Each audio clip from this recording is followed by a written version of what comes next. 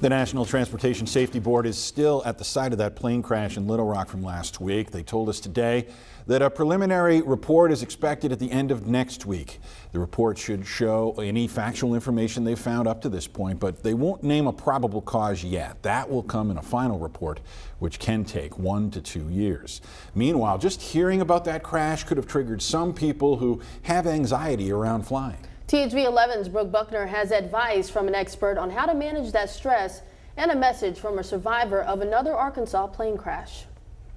Flying is not an easy thing for Stephanie Porter. She's one of the survivors from American Airlines Flight 1420, which crashed in Little Rock in June of 1999. I don't know if I'll ever completely overcome it, but it's not as much of a deterrent for me now. THV 11 joined Porter for her first flight since the crash back in 2019, where she was visibly terrified. She tells me taking off and landing are the hardest parts, but she's come a long way with overcoming her fear. What inspired me to do it, honestly, was the loss of my father. I couldn't get to him before he passed away. I didn't want that being a problem anymore, so I thought, you know what, I've got to do this. Since our cameras flew with her, she's also flown to Atlanta and back. Once I got up in the air, I kind of settled down a little bit because I never was scared of flying before.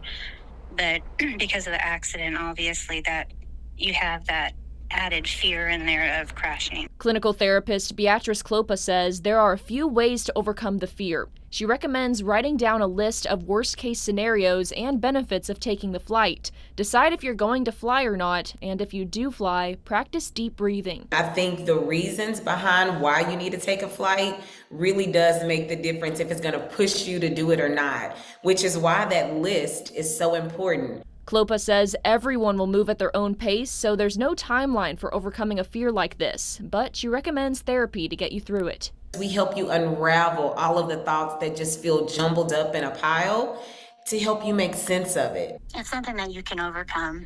It definitely is. You just have to have the determination to do it. In Little Rock, Brooke Buckner, THV 11 News.